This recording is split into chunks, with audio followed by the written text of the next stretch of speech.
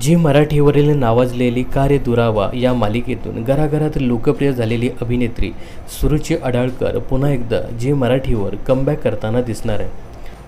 तर काही दिवसापूर्वीच सुरुची अडाळकरने अभिनेता पियुष रानडे याच्याबरोबर गुपचूप लग्नगाठ बांधली आणि त्यांनी लग्नाचे फोटो सोशल मीडियावर शेअर केले। त्या दोघांच्या लग्नामुळे साऱ्यांनाच आश्चर्य वाटलं, कारण अभिनेते पियुष रानडे याची अगोदरच 2 लग्न झाली होती। दरम्यान आता सुरुची अडाळकर पुन्हा एकदा झी मराठीवर कमबॅक करताना दिसणार आहे।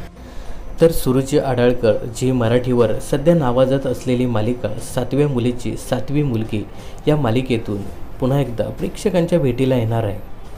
तर ती 7व्या मुलीची 7वी मुलगी या मालिकेत एंट्री करत साकारणार आहे विरोचकाच्या सावलीचे पात्र। सध्या या मालिकेत वेगवेगळे ट्विस्ट प्रेक्षकांचं भरभरून मनोरंजन करत आहेत।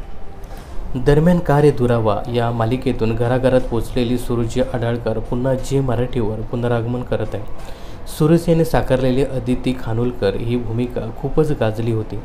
आता सुरुची पुन्हा एकदा झी मराठीवर मालिकेतून पुनरागमन करत आहे। तर सुरुची अडाळकरची 7व्या मुलीची 7वी मुलगी या मालिकेतील भूमिका पाहण्यासाठी तुम्ही किती उत्सुक आहात हे कमेंट्स करायला विसरू नका।